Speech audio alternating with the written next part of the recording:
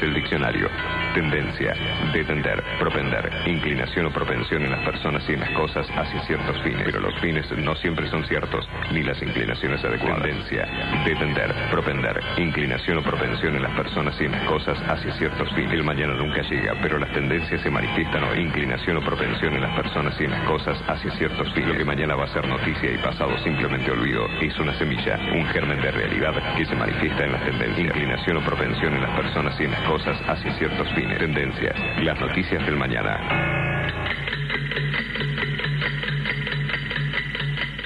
Son solo 6 pasitos, Kini 6. Nuevos ganadores del Kini 6, uno en Virasoro, Corrientes y 2 en Esperanza Santa Fe, ganaron cada uno más de 713 millones de pesos con el Kini 6. 6, 5, 4, 3, 2, 1, Kini 6. Para los que son manija, que les gusta tener el auto impecable, este programa les recomienda Doctor Pulidora. ¿querés vender tu auto y querés que se vea como nuevo? Doctor Pulidora. Esta gente sabe lo que hace. Doctor Pulidora. Intendente García Silva, 1138. Morón, pulido, abrillantado, tratamientos acrílicos y cerámicos, limpieza de tapizados. En Doctor Pulidora le dan cariño a tu auto, a tu moto, a tu camión y a tu persona. Doctor Pulidora. Intendente García Silva, 1138 en Morón. Búscanos en nuestras redes. En Instagram, Doctor Pulidora. este programa y todos los que los escuchan. Ya lo probamos. Probamos también. Doctor Pulidora. ¿Sabías que SEAMSE produce electricidad a partir de los residuos? En SEAMSE utilizamos tecnología de última generación para disminuir la contaminación ambiental y el calentamiento global. SEAMSE, Ingeniería Ambiental. La Universidad Nacional de La Matanza hace más de 35 años que está comprometida con la educación pública, inclusiva y de calidad. Más de 78.000 estudiantes, líder en el ranking de eficiencia educativa de Argentina. Más de 70 carreras de grado, posgrado y pregrado. 27.000 graduados y graduadas.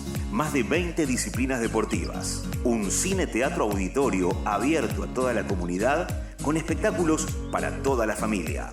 Galardonada con el Premio Conex como institución destacada de la década.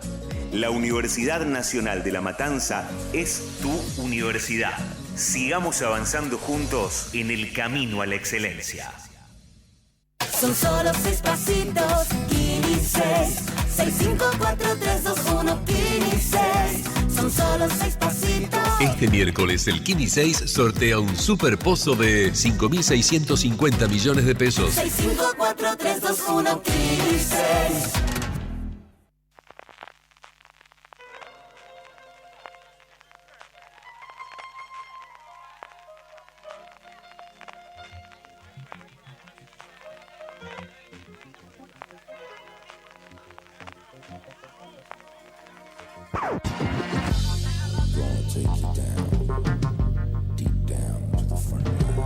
Hola, ¿qué tal? ¿Cómo les va? Arrancamos el programa Tendencias.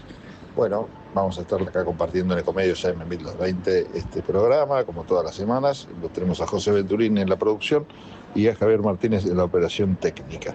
Bueno, tenemos un programa bastante completo, así que sin más presentaciones arrancamos con un poco de música, si les parece, y enseguida ya continuamos con todo el programa. Tendencias, conté de testimonio, conté de templo, conté de tolerar, conté de terminología, conté de terrenal, conté de terrible, conté de transgresión, conté de tortura, conté de tormenta, conté de tomar, conté de terror, conté de tiranía, conté de tentación, conté de teoría. Conté con limón para mí, si puede ser.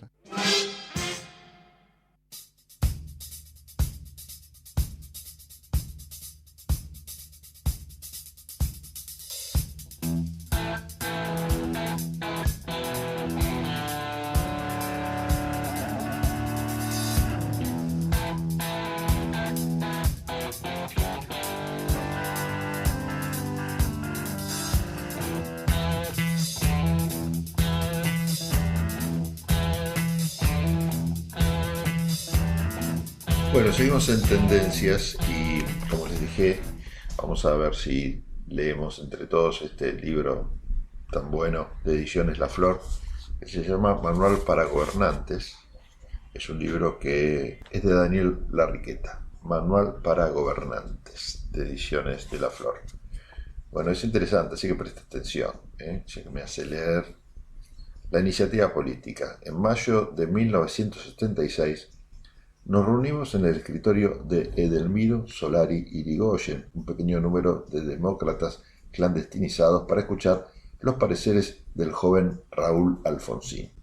Yo había ido acompañado por Leopoldo Tetamanti, uno de mis maestros, por entonces diplomático de carrera, ninguneado por la dictadura militar, tras haber sido secretario de Comercio Exterior en el gobierno constitucional recién derrocado. Los 10 o 12 contertulios opinamos de la más variada manera sobre la dramática situación y sus perspectivas, mientras Alfonsín escuchaba con la inviolable paciencia de los políticos. En el ostracismo, perseguidos algunos y desesperanzados todos, estas reuniones cumplían la función de agruparnos, alentarnos y psicoanalizarnos. Con el tiempismo que después llegué a admirarle, Alfonsín esperó el transcurso de la catarsis para tomar la palabra. Y entonces nos dijo aproximadamente: el gobierno militar pasará, por mucho que nos cueste, y la Argentina volverá a la democracia. Entonces tendremos que dar elecciones al peronismo. Debemos construir una verdadera república. El radicalismo tiene capacidad de convocatoria popular para ganarle una elección presidencial al justicialismo en campo abierto. En 1976, estas dos certidumbres de Alfonsín, elecciones y victoria radical, parecían el consuelo mágico de los moribundos. Pero todos salimos tocados por esa magia. Tetamanti, con su admirable penetración intelectual y capacidad de síntesis, cuando nos volvíamos en un taxi: este es el presidente A. 8 años después, Raúl Alfonsín me recibía en su despacho de la Casa Rosada. Había alcanzado sus metas mágicas de 1976. Una hazaña histórica cuya magnitud se agigantará a medida que nos alejemos de aquellos días. Instalado el gobierno el 10 de diciembre de 1983, había demostrado que su capacidad para estar al frente de la esperanza era también una capacidad para estar al frente de las transformaciones. Aun con la poquedad de recursos políticos y humanos de aquel tiempo, el gobierno de Alfonsín establecía la agenda de los asuntos en la opinión pública y sacudía al país casi semanalmente con una nueva iniciativa destinada a reconstruir la República. Pero esto no era solo un proceso de edificación, sino la aplicación de la primera regla del arte político, cual es la de tener y conservar la iniciativa. La iniciativa política era vital para la reconstrucción de la democracia en 1984 y los tiempos siguientes, por una razón que es menester subrayar. Después de 18 años de gobiernos totalitarios, era un hecho que la mayoría de la clase dirigente no política estaba formada o había sido cómplice de las fantasías autoritarias. Militares, empresarios, sindicalistas, periodistas y obispos estaban mayoritariamente complicados con el pasado antidemocrático. Solo en la clase política pervivía una verdadera reserva de espíritu democrático, y ella debía asegurarse la iniciativa política mientras se modificaba la composición de los otros sectores del poder.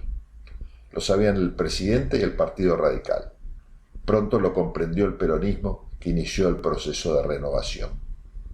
La conciencia del valor de la iniciativa era común a todos los ministros, fuesen ellos de estilo conciliador, como Antonio Trócoli, o de apariencia de bulldozer, a la Bernardo Grispum. No había un solo día para tomarse un respiro en aquel periodo, y el presidente ejercía una presión continua sobre todos sus colaboradores. Tenía aspecto de lucha a todo o nada. ¿Acaso lo era? La conversación con el presidente en el otoño de 1984 giró alrededor de mi incorporación, dice Larriqueta en este libro Manual para Gobernantes, al gobierno, que estaba prevista como secretario del Consejo Federal de Inversiones, el CFI, al que Bernardo quería dar el rango de una Secretaría de Planificación Federal para que funcionase en tándem con el Consejo Nacional de Desarrollo que se estaba creando. Pero no teníamos votos suficientes entre los gobernadores para sostener la candidatura, porque la mayoría de ellos eran peronistas. Las negociaciones se habían retrasado considerablemente. El presidente escuchó con atención el informe del estado de las conversaciones y tomando nota de la situación de parálisis a la que habíamos llegado, me dijo: esto no puede prolongarse más. Nosotros debemos estar siempre en el centro del ring, y si tenemos que disparar, disparar para adelante. Y como solía hacer con los tipos desalentados, un cariñito en la rodilla antes de despedirme. La cuestión se resolvió con un cambio de eje, dejando al CFI en un papel menor y en manos de un secretario técnico elegido por consenso.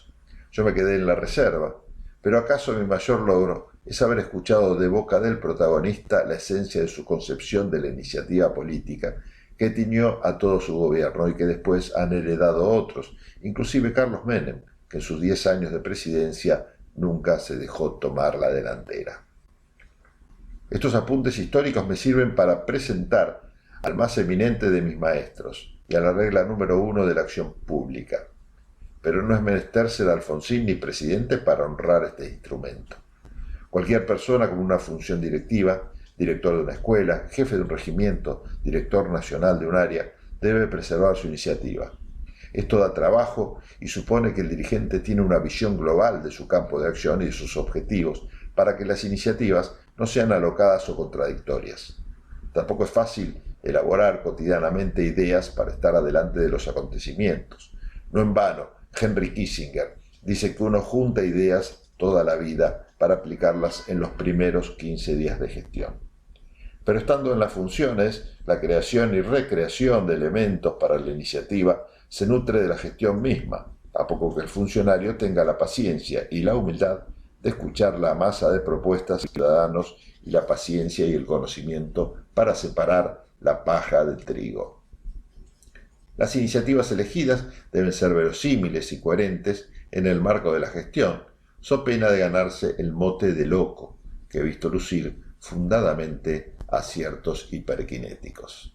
Bueno, este es el primero de los puntos del libro Manual para Gobernantes de Daniel Larriqueta, que vamos a compartir hasta donde nos dé el tiempo en el día de hoy.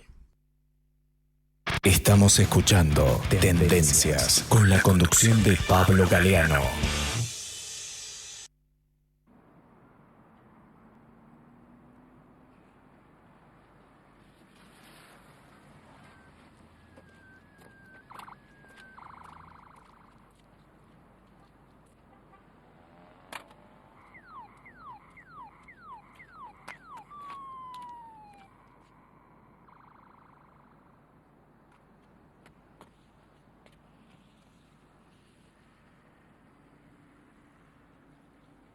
Seguimos en Tendencias y seguimos leyendo este libro Manual para Gobernantes de Daniel Larriqueta, capítulo 2 o punto 2, dice o se llama La República Escucha.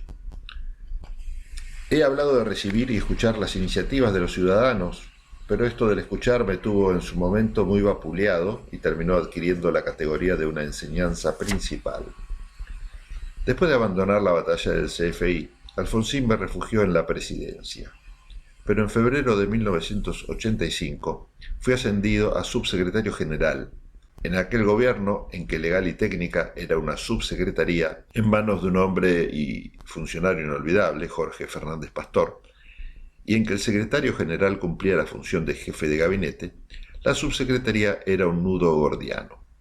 Sucedía lo siguiente: todos los asuntos que no tuvieran un encancillamiento claro en algún ministerio eran derivados por el presidente al secretario general, pero este, muy ocupado con sus funciones políticas de coordinar el gabinete, solo excepcionalmente podía atender aquel río de problemas variopintos. Germán Osvaldo López, que se divertía con sus iniciales GOL, era casi un alter ego de Alfonsín. Presidente de la Federación Universitaria Argentina en los terribles días de 1945, cuando la Argentina democrática trataba de resistir el avance del peronismo fascista, López era un hombre difícil de asustar, con una gran cultura política iniciada en el socialismo, formación de doctor en química y una prolongada experiencia como gerente y director de empresas en el área de su especialidad. Venía a ser algo así como un socialista que no les tenía asco a los empresarios. Detrás de aquellos títulos se escondía un espíritu de gran nobleza, dotado de un refinamiento cultural, que incluía su gusto por la poesía y la frecuentación de autores como Whitman, de rectitud casi dogmática y cuya lealtad al presidente no tenía límites. Había sido secretario de Trabajo y pieza fundamental en el gobierno de Ilia, iniciador del movimiento de Renovación y Cambio, que fue la plataforma inicial del alfonsinismo. Tiempo después de entrar en funciones, empecé a recibir de la secretaría privada de Germán una catarata de audiencias que en su mayor parte venían derivadas del presidente. Para atenderlas, debía realizar jornadas larguísimas y aplicar las técnicas de audiencia rápida que me enseñó Tetamanti y que explicaré más adelante. Pero aquello se convertía en un aquelarre porque eran, por definición, asuntos sin dueño y que en la mayoría de los casos tampoco yo tenía a quien transferir. Podía ser el traslado de una niñita para hacerle un injerto de médula en el exterior, con fondos inexistentes, un acreedor del partido que reclamaba por dineros prestados para la campaña, un empresario que había sido rechazado en economía y amagaba quiebra con los obreros acampados frente a la casa de gobierno en una clásica técnica de presión, una denuncia de corrupción sin pruebas, la decisión de demoler las excavaciones de la vieja aduana o la queja de una actriz porque se sentía discriminada en los canales de televisión, más la ristra de pedidos de puestos, pensiones o ascensos. La mayor sorpresa me la prodigó el presidente un día en que me pidió, por el intercomunicador, que recibiera a la subsecretaria de culto y que ella estaba cruzando el pasillo entre el despacho del presidente y el mío. Curtido de sorpresas, recibí a la efervescente María Teresa Morini con ánimo de escuchar apaciblemente. No fue el caso. Con su potente dicción cordobesa, entró en mi oficina dramáticamente al grito de ¿qué hacemos con los Umbanda? Yo no sabía nada de la secta brasileña ni de las sectas, lisamente. Así es que procuré calmarla a María Teresa para que me explicara los límites de su problema, sabiendo que cualquiera que fuese, yo no tenía ningún elemento exorcizador en mis cajones. Después de un largo rato de conversación logramos reducir el problema a las defraudaciones fiscales en que la secta se había vuelto especialista. En otra ocasión, el presidente me pidió de la misma manera que recibiera un secretario de Estado con un área de responsabilidad muy importante. El hombre habló durante una hora con una gran versación y con elegancia sobre los problemas de su sector y todas las políticas que debían instrumentarse. Escuché como un psicoanalista ortodoxo y el secretario se fue tranquilo. Un rato después me tocó ver al presidente por otro asunto y entonces le comenté, lo recibí a fulano, que me explicó todo lo que debe hacerse en su sector. Hice una pausa como tanteando el aire y me animé a comentar, ¿sabe lo que sucede, señor presidente? Yo no sé por qué este hombre no hace todo lo que dice. El presidente me miró 2 segundos y me contestó, a mí me pasa lo mismo. Entre situaciones dramáticas, complejas o risibles, yo acumulaba una masa de asuntos sin resolver. Y un día le dije al secretario general, doctor, recibo muchísima gente que me plantea problemas que no podemos resolver. Germán no dudó un minuto y me contestó con otro consejo de oro de mi vida pública. No importa, la primera obligación de la República es escuchar. El consejo se convirtió en técnica.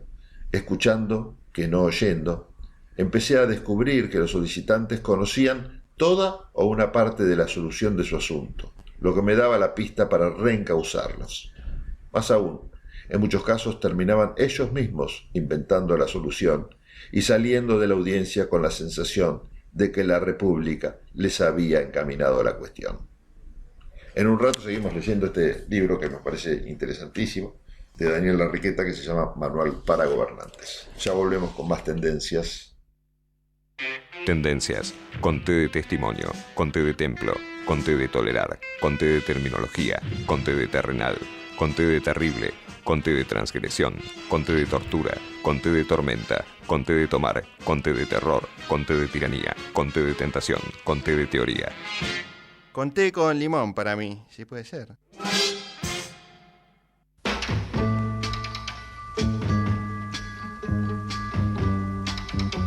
Listen, baby, ain't no mountain high, ain't no valley low, ain't no river wide enough, baby. If you need me, call me, no matter where you are, no matter how Seguimos en Tendencias y estamos comunicados con María Rosa Dabañino, especialista en temas ambientales. Además, coordina el Instituto de Formación Política Juan Bautista Alberdi. ¿Qué tal, María Rosa? Pablo Galeano te saluda. ¿Cómo te va? ¿Qué tal, Pablo? Y como siempre, saludo a la audiencia que nos sigue todas las semanas. Bueno, gracias por establecer este contacto telefónico. Vamos a hablar un poco de cambio climático. Algunos dirán, bueno, pero es un tema que ya hemos conversado más de una oportunidad, y sí, es así, y por algo lo hacemos, ¿no? Así es, Pablo, es un tema reiterado, pero es un tema que creo que hay que tomar conciencia y que hay que entender que no podemos seguir en este camino de descenso con respecto a los parámetros del cambio climático. Tenemos una situación que se está dando a nivel del mar, que es un aumento de la temperatura de la superficie del mar, que está sostenida y acrecentada. ¿En qué influye esto? Vos me preguntarás. Va a traer aparejado el famoso efecto del Niño, es decir, va a generar patrones de lluvias, sequías y olas de calor. Por ejemplo, para que tengas una idea, nosotros estamos, sinceramente, en este momento, estamos en otoño con temperaturas veraniegas. Eso yo nunca lo he vivido. Soy una persona que, bueno, de mediana edad y que realmente recuerdo otro tipo de temperaturas en esta época. Inclusive yo lo relaciono con temas de Semana Santa, y en Semana Santa hacía frío. Más allá de lo que uno recuerde, estamos hablando de estadísticas, de datos comprobados que muestran que estamos con temperaturas por lo menos bastante atípicas, ¿no? Exactamente, y además tiene aparejado que arrastra debilitamiento de la niña, que está asociada con temperaturas más frías. Entonces favorece una transición que es totalmente perjudicial para el ambiente. Nosotros vamos a saltar de una situación de calor y de sequía a situaciones de mucha lluvia, sin estaciones intermedias. ¿Qué están haciendo los países en función de esto? Bueno, que no solo impacta al clima global, sino también, bueno, a la economía, a la vida de la gente. Bueno, la comunidad internacional con respecto a eso ha establecido ciertos parámetros que hay que respetar. No estamos llegando a las metas que se establecieron. Esas metas son ambiciosas, pero son reales, porque si nosotros cada vez llegamos a una situación límite y no respetamos lo que hemos pactado, el proceso se intensifica. Sí. Y como siempre me has escuchado decir, algo que estoy escuchando y que están repitiendo varias personas, con el planeta Tierra no hay plan B. En temas ambientales no existe el plan B. Es una destrucción que después de muchos años, ¿no es cierto?, podría llegar a revertirse, pero no en las mismas condiciones, Pablo. Realmente, todo lo que ha sucedido a nivel de cambio climático puede llegar a revertirse, pero mínimo 30, 40 años, y nosotros no vamos a ver las consecuencias. No merecemos entregarle un planeta peor de lo que lo hemos recibido. No merecemos eso. ¿Y lo del debilitamiento de la niña cómo se relaciona con todo esto? Bueno, porque al haber temperaturas extremas de sequía altas, automáticamente se produce el efecto paradoja. Es un tema un poco técnico que no creo que a la audiencia le interese demasiado describir, pero se reducen los gases de efecto invernadero, se produce un calentamiento y automáticamente no hay transición y después se va para el otro extremo. Dejémoslo así por ahora. No, está bien.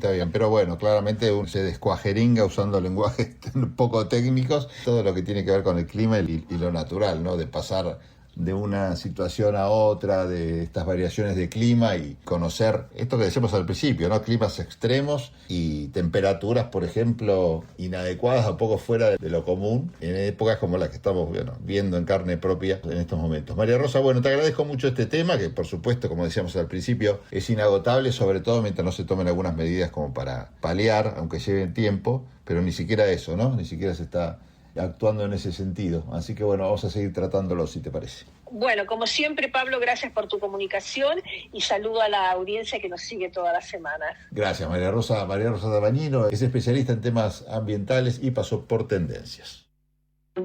Tendencias. Conté de testamento, conté de tenaz, conté de totalitario, conté de trampa, conté de tranquilidad, conté de tapujo, conté de títere, conté de taquilla, conté de tesón, conté de tumba, conté de tosudo, conté de transmitir, conté de trampa, conté de trascendente, conté de tedio, conté de tempestad.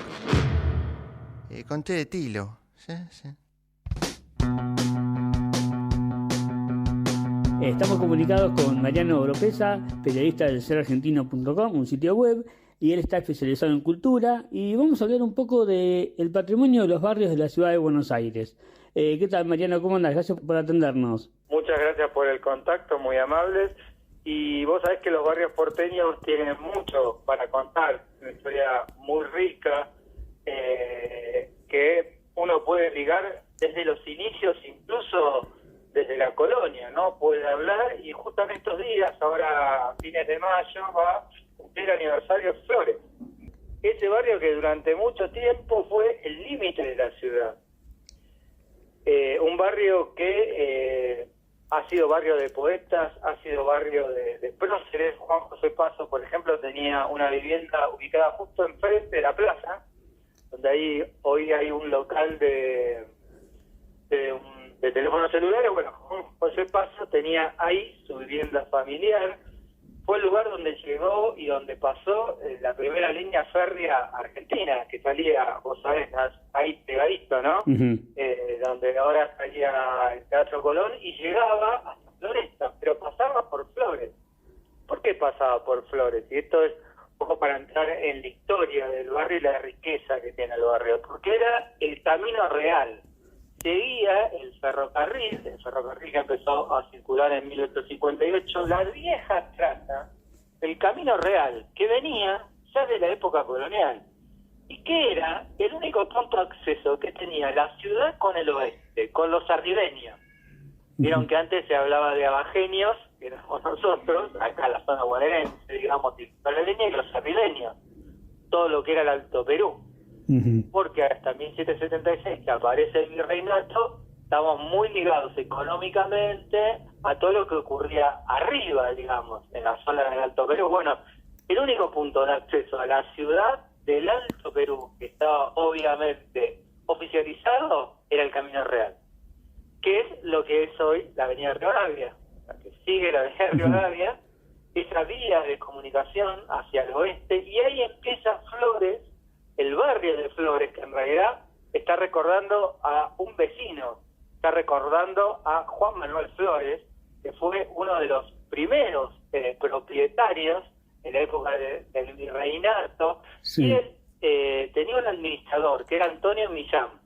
Antonio Millán, en 1800, junto con el hijo de Flores, con Ramón, empiezan a hacer toda la traza urbana, que imagínate, para 1800, para Buenos Aires, era una modernidad inusitada, porque lo único lo que tenía traza urbana, obviamente, era lo que hoy se conoce como casco histórico, ¿no? Toda la zona, ¿viste? Alrededor de la Plaza de Mayo. Entonces, claro, que ellos, estos locos, tan lejos, ¿no?, de la Plaza de Mayo, ya en una zona donde estaba, era el chacarero, se fabricaba ladrillo. Digo, el ladrillo fue una de las fábricas primigenias de la industria argentina, porque en los alrededores de Buenos Aires lo primero que se hizo como fábrica, digamos, de alguna manera industrial, ni siquiera artesanal, eran los ladrillos. Bueno, justamente a estos locos se les ocurrió hacer un trazado urbano. Ese trazado urbano definió un poco el barrio, porque ya desde 1800 ya tenían plaza. Ya desde 1800, ellos ya habían ubicado lo que hoy es la Basílica. Sí. Y lo que hoy es la Basílica, que es la que nosotros vemos hoy, en realidad es una basílica que se construyó en 1879, que de alguna manera replica o quiere imitar a lo que era la vieja Basílica de Flores, que se puede ver en una cerámica en una de las estaciones de la línea C, la vieja basílica que fue demolida, que esa basílica tuvo dos versiones, pero de la vieja, pero la última versión antes de la actual la diseñó Felipe Semillosa, que es uno de los padres, digamos, de la matemática argentina. Y mirá que cuánta historia... ¿Cuánta historia para un lugar que, como decís vos, en esa época era algo alejado? Pero solamente por estar en el camino, en el lugar correcto, digamos. Y porque durante mucho tiempo la plaza, que hoy conocemos como la Plaza Pueyrredón, que aclaro, no es la Plaza Flores. Sí, comúnmente se le dice Plaza Flores, pero no, el nombre correcto es Pueyrredón, ¿no? Es para ubicarla, es la Plaza Flores, claro. exactamente, la Plaza Juan Martín de Pueyrredón, que tiene un retoño de la estancia que tenía Pueyrredón en la provincia de Buenos Aires. Ahí son los árboles, que está señalizado, eso es patrimonio también, los árboles también son patrimonio, está señalizado como árbol histórico nacional. Es un retoño de uno de los árboles de la estancia de Pueyrredón, que la inauguró, entre paréntesis, la presidencia de Irigoyen, y tardó muchísimo en edificarse. Bueno, esa Plaza Flores, en realidad, era un lugar, hasta bien entrado al siglo XIX, era un lugar donde se acumulaba todo lo que era el comercio, porque las grandes fuentes de distribución, digamos, de todo lo que eran las mercaderías, era Plaza Miserere, después Retiro, pero donde llegaban de alguna manera, donde era una especie de protomercado, porque todo era hablar de proto, ¿no? Protomercado del abasto era esa Plaza Flores. Entonces, ese tráfico comercial también hizo que muchas de las familias importantes de ese momento, las terratenientes, como los Unzué, los Basualdo, erigieron sus primeras mansiones, que muchas de ellas lamentablemente no existen más. El único recuerdo que tenemos de ese momento de esplendor de mansiones y de molinos de viento, que hasta llegó a ver Roberto Ar, que tiene esa famosa agua fuerte que habla de los molinos de viento, es la casa de Marcón del Pont. En la estación de Flores, de ferrocarril, que no es la primitiva estaba unas cuadritas más allá por Yerbal, pero en la estación actual, que se fundó, que tampoco queda demasiado, era un edificio impresionante que se fundó en 1873, bueno, está la casa Marcón del Pont, que es uno de los pocos recuerdos de ese momento en particular, porque salvo algunas otras construcción que está cercana, que está en la calle Cayetano Rodríguez, que se van a dar cuenta enseguida, porque es una casa que realmente está bastante deteriorada y tiene todavía la fisonomía colonial. Todo lo que vemos de Flores es prácticamente lo que ocurrió en el siglo XX. En el siglo XX lo que ocurrió es que fue uno de los barrios con mayor explosión urbana, explosión comercial. Aparecen las primeras galerías, ahí está la galería Pueyrredón, hay una cuadrita de la plaza, que aquellos que les gusten los murales y se hayan impresionado con las galerías Pacífico, quizás puedan darse una vuelta a Flores y ver que en la galería Pueyrredón tienen a Soldi, tienen Urruchúa, tienen unos murales impresionantes hechos en la década del 50, que tiene Flores esa particularidad también muy importante para la historia argentina, y voy un pasito más para atrás en el siglo, que fue el lugar del Pacto de San José de Flores. El pacto que se firma en lo que era ese barrio, que después de la batalla del Pavón firman las fuerzas federales nacionales de Urquiza con las separatistas porteñistas de Mitre, y de alguna manera eso da el puntapié a la organización nacional. Buenos Aires accede, porque recordemos que durante 10 años Buenos Aires fue un estado autónomo, la provincia de Buenos Aires, la provincia de Buenos Aires, de la Confederación Argentina. Y esa batalla, esa polémica batalla, que no se sabe quién ganó, quién perdió, pero bueno, la decisión fue clara, que Buenos Aires tomó la delantera, se firmó en Flores también. Así que es una ciudad que tiene, digo ciudad porque en realidad... Era una ciudad, claro. Era una ciudad, era un pueblo, y además una de las primeras que presionó en ese momento, que Buenos Aires estaba separada de la Confederación Argentina, para ser municipio con Domingo de Olvera. Y esto para redondear un poco así la visita, que va bien en el tiempo. No está en Flores, pero bueno, Flores en ese momento abarcaba también lo que eran los bañados de Flores, lo que sería el Bajo Flores, un poco más yendo hacia el sur. Y hacia el sur, obviamente, aparecen otros barrios en el siglo XX, como Floresta, como Parque Avellaneda, y en Parque Avellaneda se conserva el único casco de estancia entero, que es la casona de Domingo Olivera. Domingo Olivera fue uno de los primeros que hizo varias obras. No llegó a ser intendente, pero era presidente de la Sociedad Rural Argentina, o sea que no sé si era un cargo mayor. Fue el primer presidente, es el famoso que dijo que cultivar el suelo es cultivar la patria. Bueno, Domingo Olivera fue muy influyente vecino de Flores y fue uno de los primeros que colaboró activamente con la urbanización de todo Flores y todos los barrios aledaños. Así que es una historia, como toda esa zona del oeste, muy integrada, digamos, porque uno lo piensa ahora como con barrios. Claro, pero Tiene que pensar en ese momento como una eran ciudad. extensiones. Claro. Y el Bajo Flores era un bañado anegadizo que recién hacia fines del siglo XX se empezó, digamos, a entubar arroyos y a parquizar y aparecieron los barrios, pero hasta bien entrado el siglo XX, te diría, una cosa no Flores era la Rivadavia al norte, donde aparecían Petit Hotel, donde aparecían lo que todavía se conserva como es la mansión de las Flores, que está por la calle Cerval, ahí cerquita de la estación. Que es una mansión que en realidad es un edificio pensado como vivienda obrera, que tenía inaugurado en 1922, que tenía la particularidad que los vecinos tenían su propio cine adentro, mucho antes que existieran los canchos y los barrios cerrados. Bueno, ya ellos habían pensado el esparcimiento metido en estas viviendas obreras.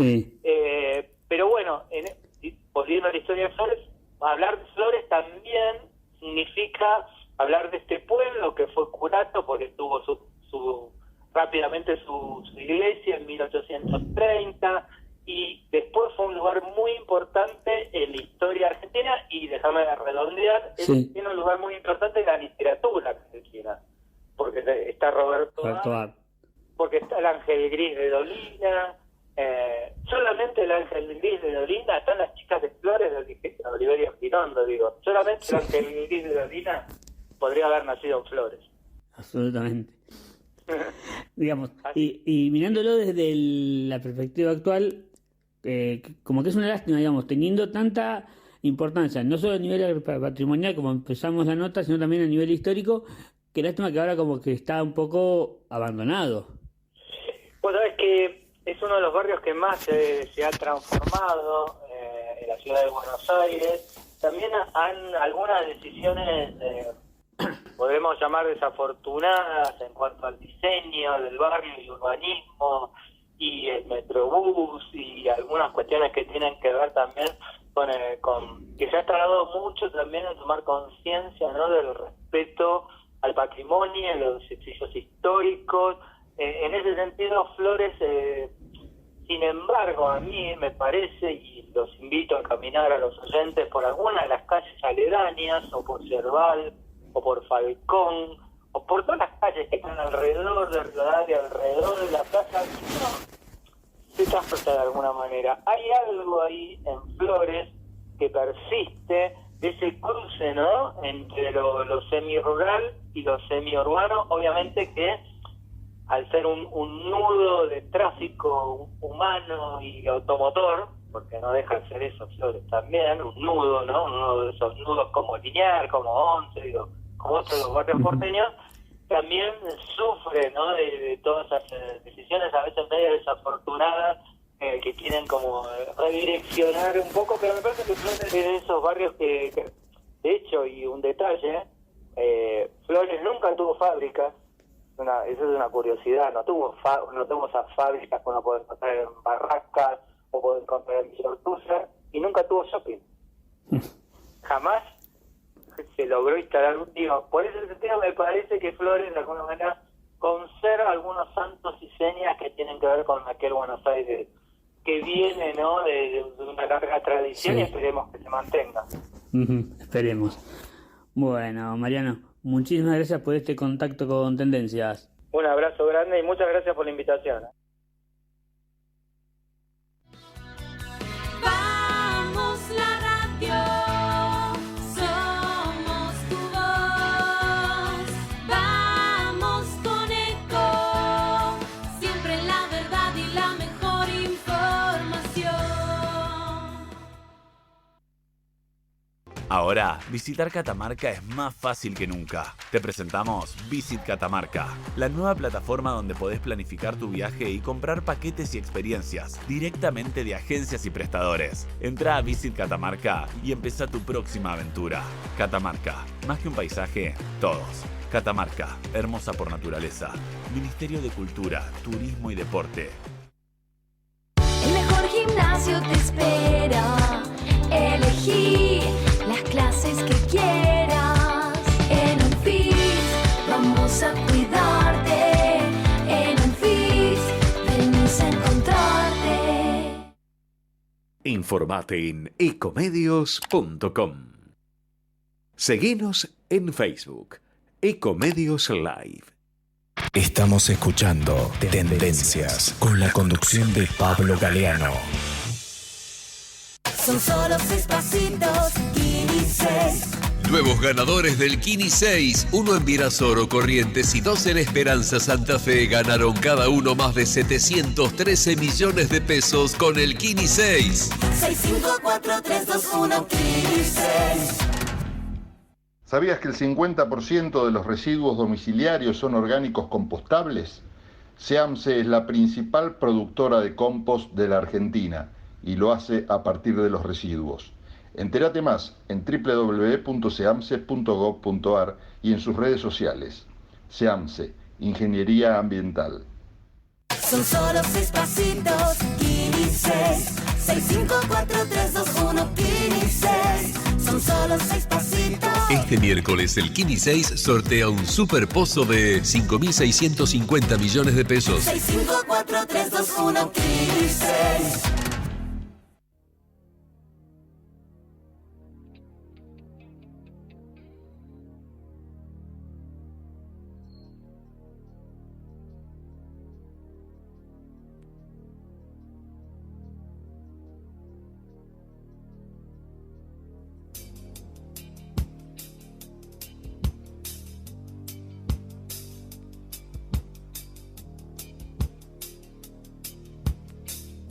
Hola, buenas tardes amigos y amigas de Tendencias.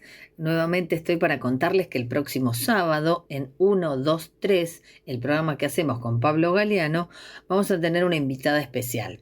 Ella es la presidenta y socia fundadora de la Asociación Argentina de Sommeliers de Carne. Así que sí, ella se llama Natalia Barrio Nuevo y la invitamos para hablar de asado, de carnes, parrilla. Qué rico. Lástima que en la radio no podemos prender el fuego. Pero bueno, el próximo sábado 10 de la mañana es buena hora para ir pensando en un asadito. Así que Natalia Barrio Nuevo, bueno, nos va a contestar todo lo que se nos ocurra. Los esperamos el próximo sábado a las 10 en FM 87.9 o www.uva.ar/radio. Tendencias, conté de testimonio, conté de templo, conté de tolerar, conté de terminología, conté de terrenal, conté de terrible, conté de transgresión, conté de tortura, conté de tormenta, conté de tomar, conté de terror, conté de tiranía, conté de tentación, conté de teoría. Conté con limón para mí, si puede ser.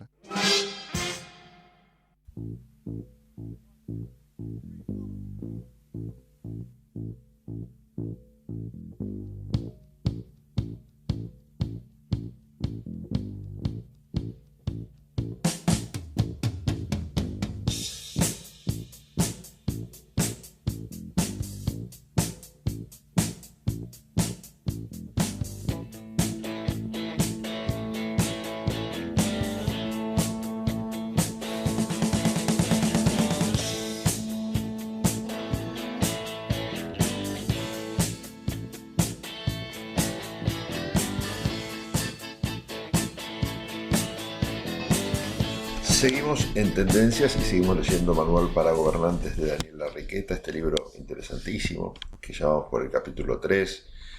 Lo pueden escuchar si se lo han perdido los anteriores en Spotify o en alguna de las plataformas donde dejamos grabado el programa, pero es muy recomendable. El capítulo, la parte 3 o el título 3 es las prioridades. Paul Ursac cuenta que Sarmiento a quien él acompañaba en el viaje de regreso de una célebre conferencia sobre educación dada en Montevideo al final de su vida, estaba encantado por un párrafo que había dedicado a unas monjitas con las que tenía un pleito ideológico. Grusac se maravilla de que Sarmiento hubiese subestimado la estatura colosal de aquel discurso, fijándose solo en la pequeña anécdota de una trifulca de campanario. Ese desdibujamiento del límite entre lo principal y lo accesorio, que en aquella anécdota es casi lúdico, como en muchos de los trabajos formidables de don Domingo, un superdotado, acecha todos los días en la función pública. Se puede pensar que ese es un dilema de la vida cotidiana, tema mucho más amplio que el de nuestra materia, pero en lo político tiene un significado especial. Es a partir del balance del poder y en función del balance del poder que el dirigente político busca, como las prioridades deben ordenarse. En los cargos, lo característico es que la masa de temas administrativos sumerja al funcionario en un estado de saturación, y según las funciones, es difícil distinguir cuándo de lo administrativo debe ser atendido sin abandonar lo principal. Pocos grandes hombres he conocido que desatendieran el trámite, pero ninguno que se dejara poseer por él. El balance de poder se hace con la relación de fuerzas y alianzas con que uno llega a la función y su combinación con los objetivos de la gestión que uno se plantea. Cuando se tienen en claro las alianzas y los objetivos, la clasificación entre principal y accesorio se vuelve fluida. Me resultó muy claro cuando en los primeros años de la dictadura llamada Proceso, antes de irme al exterior, trabajé mucho como asesor de empresas. Eran tiempos ríspidos en lo económico y muy adverso para las industrias, la mayoría de mis clientes. El clima que se vive en una empresa industrial al borde de la bancarrota es desesperante. A cada hora del día el gerente general o el directorio tienen que tomar decisiones o correr desesperadamente para evitar el colapso. Y en esta militancia de la ruina es muy difícil diferenciar la calidad de las decisiones. Pero en el caso de una de esas empresas en que convivía con un director general muy inteligente, utilizamos los consejos que daban los managers ingleses después de la célebre quiebra de Leyland. Identificar un objetivo a un camino de la bancarrota, de modo de poder gerenciar la bancarrota misma. Nosotros identificamos 3 posibles: la venta de la empresa, la presentación en convocatoria y el lanzamiento de un producto milagro que nos arrastrara en su éxito. Una vez que tuvimos estos 3 objetivos alternativos, pudimos ordenar la angustia de lo cotidiano, encauzando todas las actividades hacia ellos y concentrando nuestros esfuerzos en esas 3 únicas posibles salidas. 2 meses después, el director general cerraba el trato de venta de la empresa en inmejorables condiciones para los propietarios. Estas son las experiencias que apliqué cuando me hice cargo de la dirección general y artística del Teatro Alvear. Fui nombrado en mayo de 1998 y enseguida me enfermé, por lo que solo pude reintegrarme en julio. Mi prioridad fue reforzar un equipo en el que pudiera apoyarme en las cuestiones de trámite, pero esta labor carecía de contenido si no marchábamos hacia un objetivo externo. Creí que la prioridad mayor era reinstalar a este complejo de salas teatrales en la consideración de la familia teatral de Buenos Aires como un protagonista a tener en cuenta. Para ello pusimos en marcha 2 concursos, uno de obras nuevas y otro de proyectos armados para la temporada de verano 98-99. El proyecto de obras nuevas funcionó sin dificultades, pero con un eco menor, ya que solo interesaba a los autores. El concurso de proyectos para la temporada de verano me provocó muchas situaciones enojosas, pero tuvo una inmensa repercusión, ya que no menos de 1000 personas del mundo teatral de Buenos Aires fueron tocadas por la iniciativa. Las dificultades y hasta los agravios que tuve que superar en este asunto pudieron haber sido menores si yo hubiese tenido más experiencia en el sector y un poco más de fuerza de salud. Pero a pesar de los malos ratos, el balance entre lo principal y lo accesorio resultó favorable. En efecto, en pocos meses y con el concurso de eminentes personalidades que integraron los jurados, el Teatro Alvear volvió a figurar en el vademecum de nuestra vida artística y los esfuerzos de ordenamiento hacia adentro tuvieron el marco de una proyección clara hacia el objetivo de la institución. Hay una forma muy en boga de evitar la confusión entre lo principal y lo accesorio.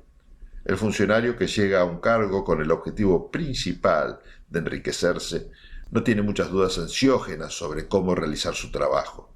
Rápidamente determinará los ámbitos en que puede concretar su delito, encontrará los socios adentro y muy especialmente afuera, y podrá concentrar sus energías en esta labor desentendiéndose de la otra maraña de responsabilidades que quedará en manos de subordinados o se transformará en un lío inextricable, dañino para el organismo a su cargo, pero seguramente funcional para su vocación delictiva, al actuar como cortina de humo.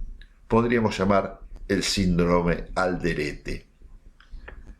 El arquetipo de un buen manejo cotidiano entre lo principal y lo accesorio lo encontré en Antonio Trócoli, a quien he llamado en otra parte ministro de la Libertad, porque piloteó en los primeros 4 años de Alfonsín toda la apertura hacia la libertad y los derechos humanos.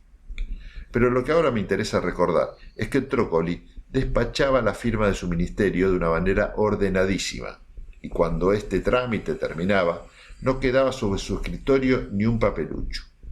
Los visitantes se sorprendían de ver el escritorio del ministro del Interior liso, brillante y vacío, conteniendo solo una lámpara, un cenicero, en la época que se fumaba, y un diminuto anotador.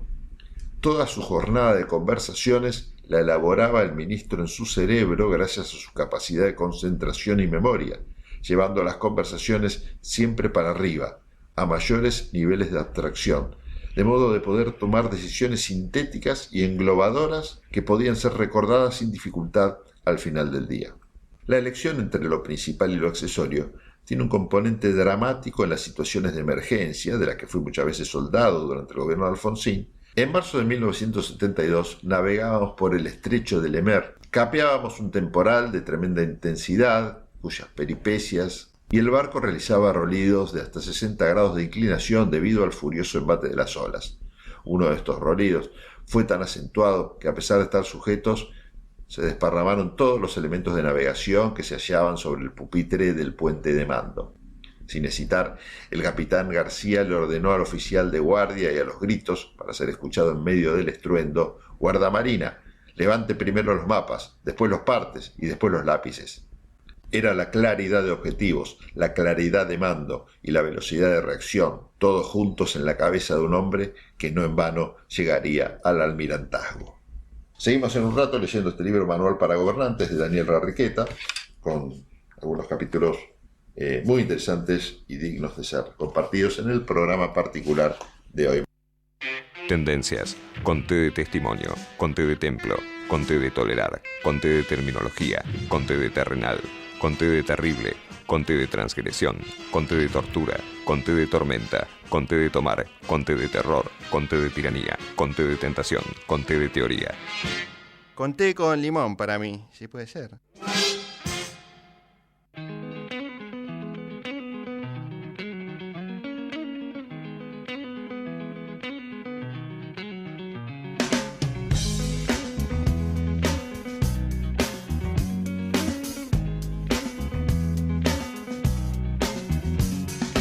Seguimos en Tendencias y seguimos con Manual para Gobernantes, este libro de Daniel Rarriqueta que estamos compartiendo hoy en Tendencias con ustedes.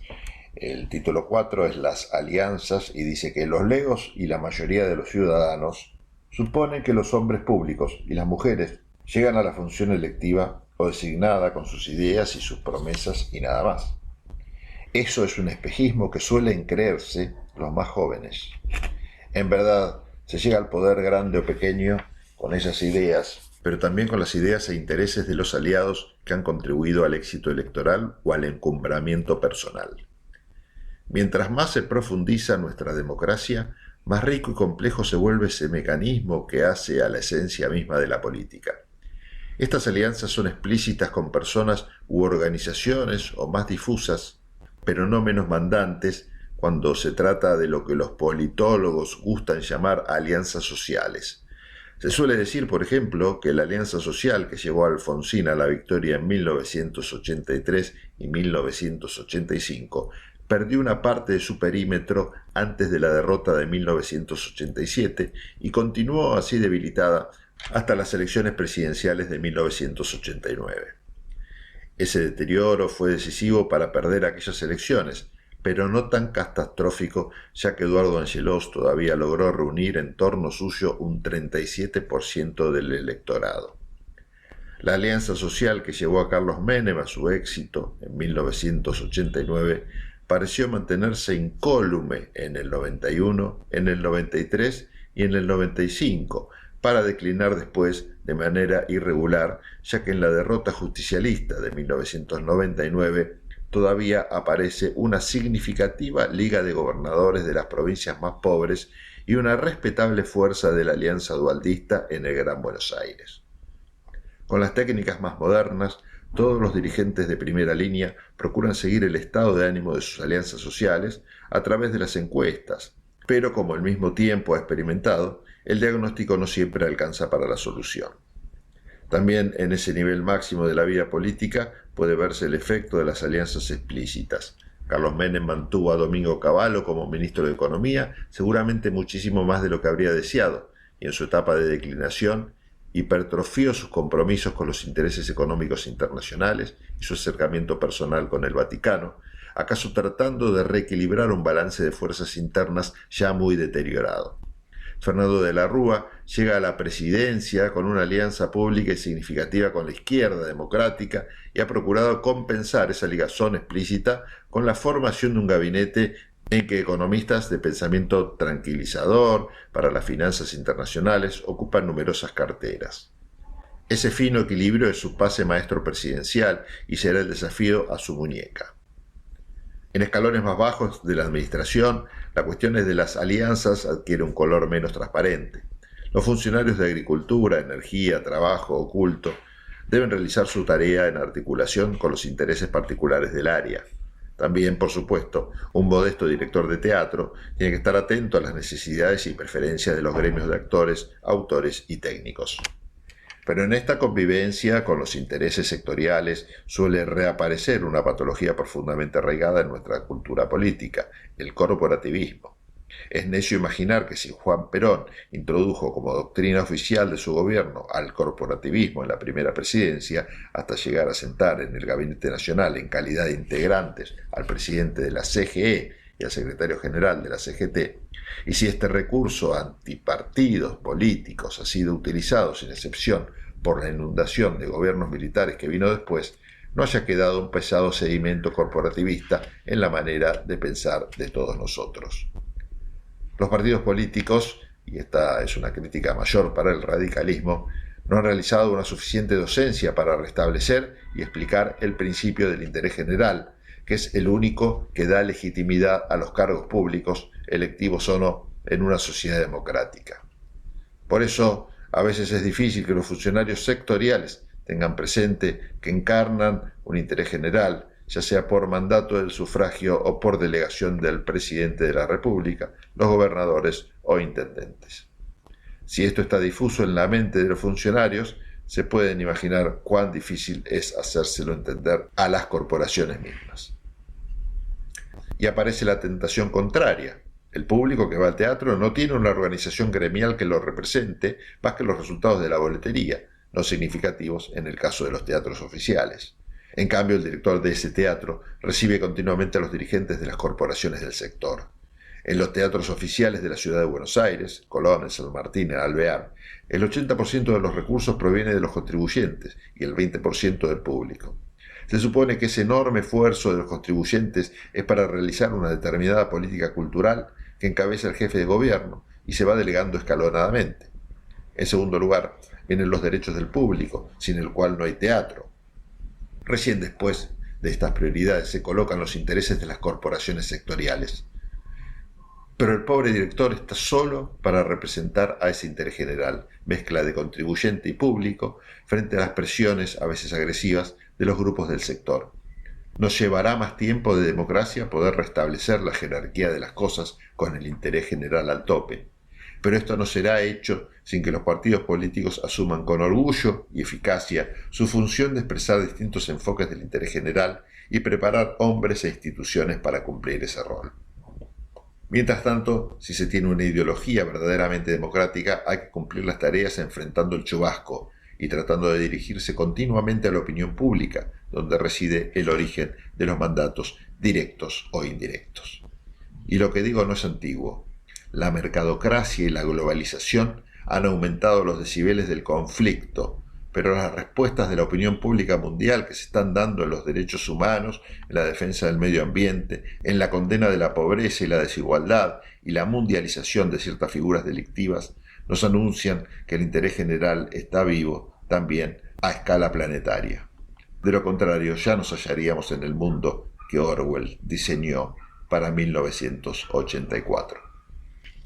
Seguimos en un rato leyendo más Manual para Gobernantes de Daniel Larriqueta, aquí en Tendencias. Tendencias. Conté de testamento, conté de tenaz, conté de totalitario, conté de trampa, conté de tranquilidad, conté de tapujo, conté de títere, conté de taquilla, conté de tesón, conté de tumba, conté de tosudo, conté de transmitir, conté de trampa, conté de trascendente, conté de tedio, conté de tempestad. Conté de tilo. Sí.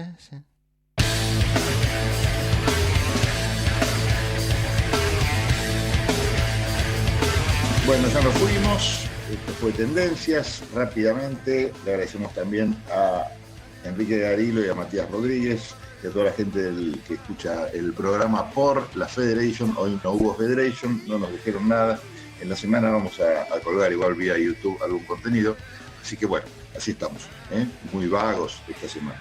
Bueno, señores, muchas gracias por haber estado. Gracias José Venturini, gracias Javier Martínez en la operación técnica. Y nosotros nos volvemos a reencontrar el martes que viene aquí en Ecomedios y el sábado, si nos extrañan, en la radio de la Universidad de Buenos Aires, 87.9 a las 10 de la mañana. Chao.